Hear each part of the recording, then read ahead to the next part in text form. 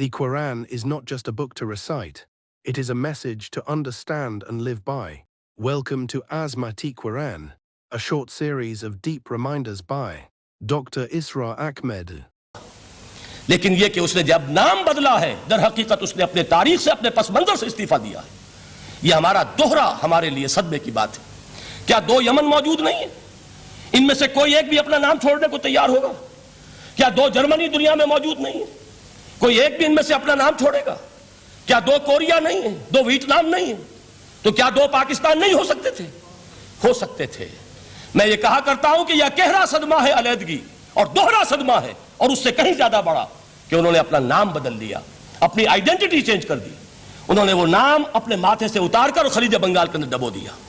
یہ بہت بڑی سزا ہے جو ہمیں ملی ہے. کیوں ملی ہے؟ کہ ہم نے 25 برس تک اس جس کو کہا تھا کہ وہ ہمارا آئین ہے، اس کو آئین نہیں بنایا. ہم نے دنیا کے سامنے جھولیاں پساری، ہم نے طرح طرح کے نظاموں کو آزمایا، لیکن اس قرآن کی طرف پیش قدمی نہیں کی.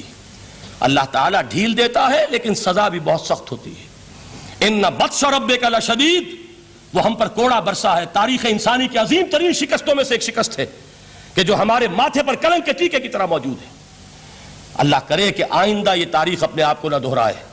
لیکن میں عرض کر دیتا ہوں آپ سے، جو ہمارے لچھن ہیں، جو ہمارا طرز عمل ہے، جو ہمارے لیل و نہار ہیں، جو ہمارا انداز ہے، اللہ کے دین کا استہزاء اور تمسخر، جس طرح اللہ کے ساتھ مذاق ہم کر رہے ہیں، اس کا شاید اس سے بھی کہیں زیادہ برا نتیجہ نکلے. اللہ مجھے اور آپ کو اور ارض مقدس پاکستان کو اس انجام سے بچائے. لیکن اس کے لیے کام کرنا ہوگا. صرف کہنے سے بات نہیں بنے گی، کمر کسنی ہوگی. ہمت جو ہے پھر انسان کو اثر نو، ایک نئی تعمیر، ایک عزم، ایک ہاتھ میں قرآن اور ایک میں تلوار لے کر یہ امت پھر دوبارہ میدان میں آئے. بہرحال عرض یہ کرنا تھا. اقبال کہتا ہے از یک آئینی مسلمان زندہ است، پے کرے ملت ز قرآن زندہ ہست. ماں ہما خاک و دل آگاہ اوست، اعتصامش کن کہ حبل اللہ اوست.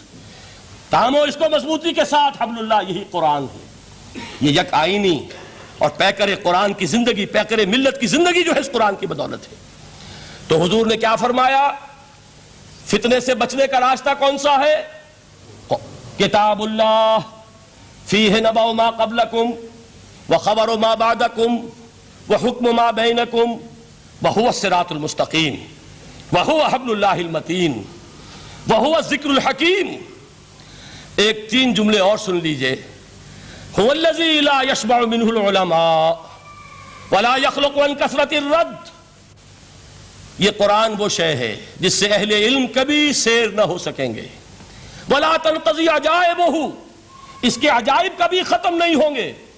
یہ ہیروں کی وہ کان نہیں ہے کہ جو کبھی خالی ہو جائے کہ سارے ہیرے نکل چکے، اب مزید ہیرے نہیں ہیں. نہیں، علم اور حکمت کے ہیرے اور ہدایت اور حکمت کے موتی اس میں سے ابد الآباد تک نکلتے رہیں گے. ضرورت صرف کھودنے کی ہے. میں نے وہ لفظ استعمال کیا تھا.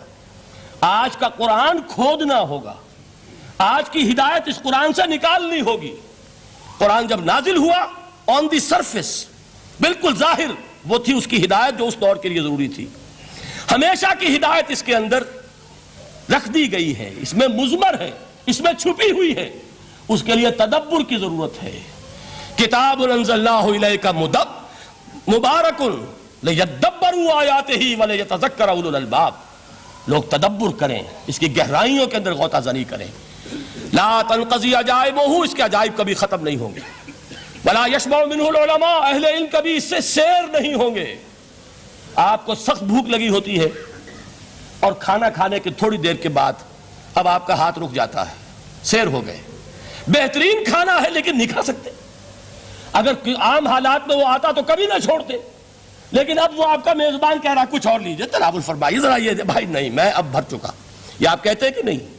حضور فرمائے یہ قرآن وہ شے نہیں ہے جس سے اہل علم کبھی سیر ہو سکے. ان کی پیاس بڑھتی چلی جائے گی، ان کے اندر quest of knowledge, search for wisdom بڑھتی چلی جائے گی. کبھی بھی انسان یہ محسوس نہیں کرے گا کہ مجھے جو لینا تھا میں لے چکا، بلکہ یہ کہ جیسے جیسے قدم آگے بڑھیں گے تہذیب کے، تمدن کے، علم کے، اتنے ہی قرآن جو ہے وہ آگے بڑھتا چلا جائے گا ہر دور کی رہنمائی کے لیے.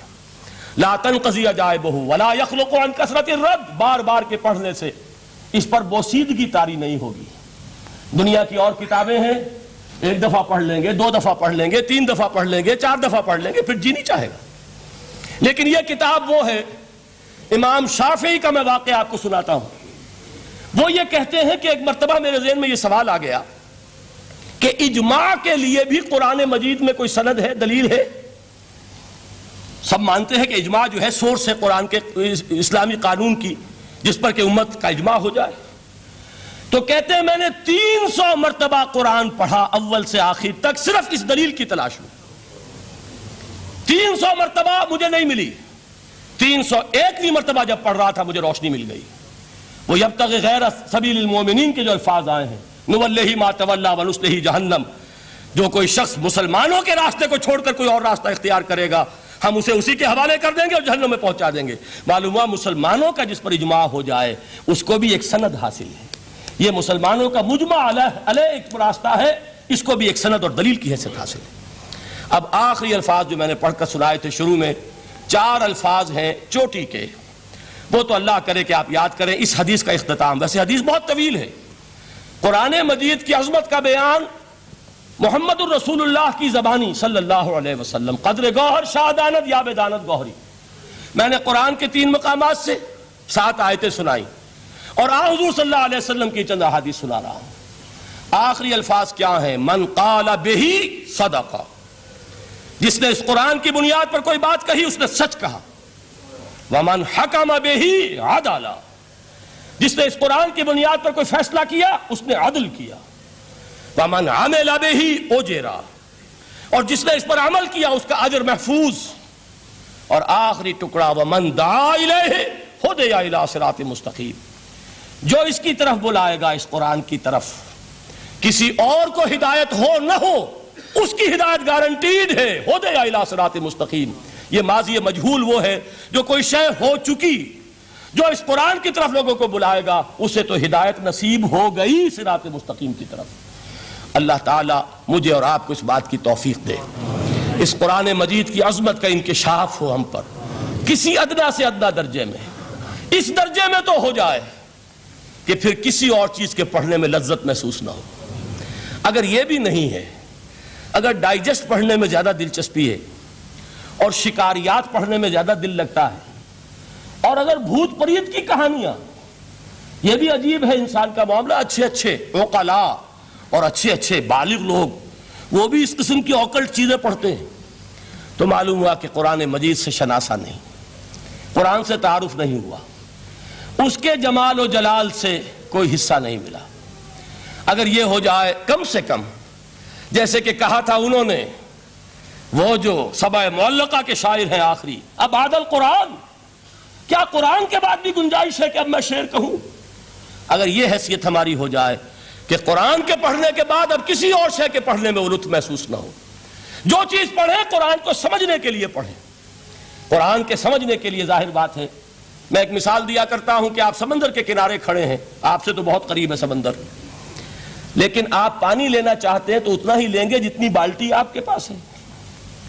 سمندر میں پانی کی کمی نہیں ہے، لیکن آپ کی بالٹی، پھول کھلے ہیں گلشن گلشن، لیکن اپنا اپنا دامن، گلشن میں پھول کی کمی نہیں ہے، میری جھولی چھوٹی ہے، کیا کروں؟ تو اگر آپ کا ظرف ذہنی چھوٹا ہے تو قرآن سے کتنا کچھ اس میں اڈھیل لیں گے. ظرف ذہنی وسیع ہونا چاہیے، آپ کے ذہن کے اندر وسعت ہو، اور یہ وسعت ذہن جو ہے یہ پیدا ہوتی ہے دوسرے علوم سے. آپ سائنس جتنی پڑھیں گے آپ کا ذہن وسیع سے وسیع تر ہوگا، فلسفہ جتنا پڑھیں گے ذہن وسیع سے وسیع تر ہوگا، منطق پڑھیے ذہن وسیع سے وسیع ہوگا، تیز ہوگا، شارپ ہو جائے گا. یہ ساری چیزیں در حقیقت پڑھنی چاہیے کس لیے؟ ظرف ذہنی کو وسیع کرنے کے لیے، تاکہ اس میں قرآن مجید کے علم و حکمت کا زیادہ سے زیادہ حصہ ہم حاصل کر سکیں. اگر یہ بات ہو جائے، اور پھر خیرکم من تعلم القرآن وعلمہ، یہ تو ہوا قرآن سے حاصل کرنا. اب اس حاصل کرنے کے بعد اب اس کے بانٹنے والے بن جاؤ. سب سے بڑی دولت یہ ہے، لہذا سب سے بڑا سخی وہ ہے جو اس دولت کو بانٹ رہا ہو. انسان کا سب سے بڑا خادم وہ ہے جو ہدایت کے خزانے لٹا رہا ہو. یہ ہے سب سے بڑی خدمت خلق، یہ ہے سب سے بڑی سخاوت. خیرکم من تعلم القرآن وعلمہ. اللہم ربنا اجعلنا منہم اللہم ربنا اجعلنا منہم اللہم ربنا اجعلنا منہم اقول قولی ھذا واستغفر اللہ لی ولکم ولسائر المسلمین والمسلمات.